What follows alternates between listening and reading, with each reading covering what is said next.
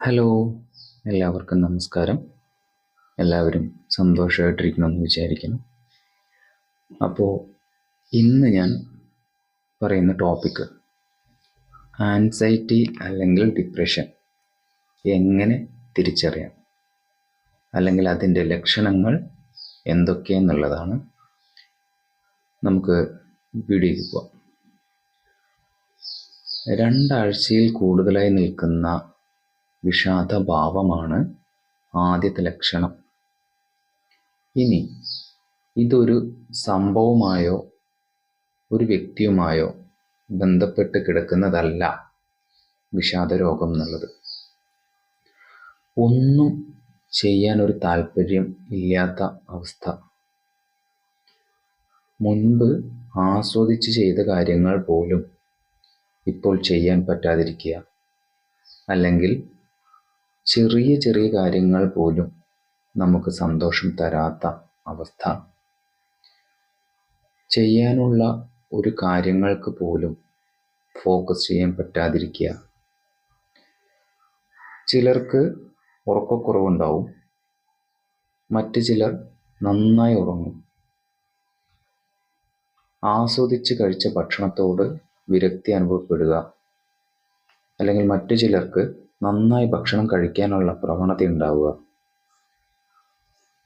ഒരു കാര്യം ഓർത്തെടുത്ത് പറയാൻ കഴിയാതിരിക്കുക,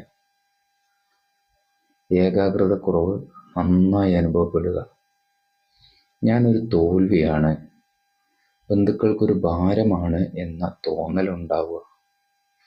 അതുപോലെ തന്നെ നല്ല കുറ്റബോധം ഉണ്ടാവുക.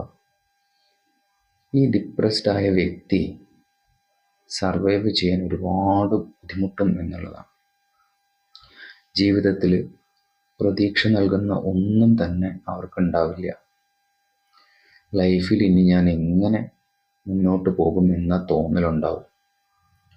അതുപോലെ തന്നെ ലോകത്ത് മറ്റാർക്കും എന്നെ മനസ്സിലാക്കാനോ അല്ലെങ്കിൽ സഹായിക്കാനോ കഴിയില്ല എന്ന് ഉറച്ച വിശ്വാസം അവർക്കുണ്ടാവും എന്നുള്ളതാണ്. അതവരെ ആത്മഹത്യയിലേക്ക് വരെ നയിക്കും. ഡിപ്രഷൻ നമ്മുടെ പാസ്റ്റ് ലൈഫിനെ കൂടുതൽ ചിന്തിപ്പിക്കുകയും അതുപോലെ തന്നെ കഴിഞ്ഞ പ്രോബ്ലത്തിൽ തന്നെ നമ്മളെ സ്റ്റക്കാക്കുകയും ചെയ്യും എന്നുള്ളതാണ്. അതുകൊണ്ട് തന്നെ ഈ ചിന്തകളോട് പൊരുതി നമ്മുടെ ഫുൾ എനർജി നമ്മൾ അവിടെ എടുക്കും. അതുകൊണ്ട് അധ്വാനമില്ലാതെ തന്നെ നല്ല ക്ഷീണം അനുഭവപ്പെടും എന്നുള്ളതാണ്. ഇനി നമുക്കെങ്ങനെ ഡിപ്രഷനെ കൈകാര്യം ചെയ്യാം എന്നുള്ളതാണ്. ഇത് നമ്മുടെ നെഗറ്റീവ് വശങ്ങളിൽ നിന്നാണ് സ്റ്റാർട്ട് ചെയ്യുന്നത്. അത് ഏതൊക്കെയാണെന്ന് നോക്കാം. അറിവില്ലായ്മ, സംശയം, ആകുലത, ഇവയൊക്കെയാണ് ഇത്തരത്തിലുള്ള നമ്മുടെ നെഗറ്റീവ് സൈഡ്. ഇത് ആദ്യം തന്നെ നമ്മൾ തിരിച്ചറിയണം എന്നുള്ളതാണ്. ഇനി ഇതുണ്ടാവാനുള്ള കാരണം എന്നത് ജനിതകമായും അതുപോലെ തന്നെ സാമൂഹികമായുമൊക്കെയാണ് കേട്ടോ.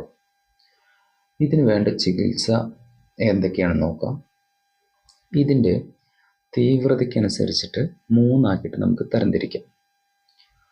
ഒന്നാമത്തെ മൈൽഡ്, രണ്ടാമത്തെ മോഡറേറ്റ്, 3 സിവിയർ എന്നിങ്ങനെ. മൈൽഡിൽ നമുക്ക് കൗൺസിലിംഗ് മതിയാവും. ഇത് നമ്മുടെ ചിന്തകളെ നിയന്ത്രിപ്പിക്കാനും അതുപോലെ തന്നെ റിലാക്സേഷൻ എക്സസൈസുകളും വ്യായാമം കൊണ്ടും നല്ല ചിട്ടയായ ജീവിതശൈലി കൊണ്ടും നമുക്ക് മാറ്റിയെടുക്കുക എന്നുള്ളതാണ്.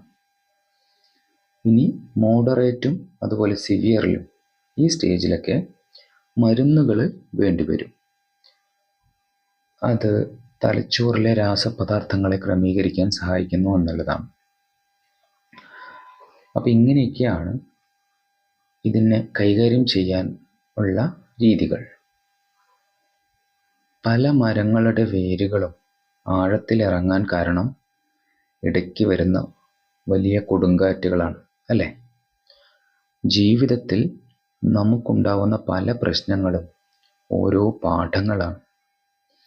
ആ പ്രശ്നത്തിൽ തന്നെ നമ്മൾ സ്റ്റക്കായി നിൽക്കാണ്ട് അതെന്താണ് എന്ന് തിരിച്ചറിയുകയും അതിനുള്ള ശരിയായ ഉത്തരം കണ്ടെത്തുകയും ചെയ്യുക. നിങ്ങളുടെ ജീവിതം പ്രകാശപൂർണ്ണമാക്കി തീർക്കുക. എല്ലാവർക്കും എൻ്റെ വീഡിയോ ഇഷ്ടമായി എന്ന് കരുതുന്നു. വീണ്ടും അടുത്ത വീഡിയോയിൽ കാണാം. Have A good day. Thank you.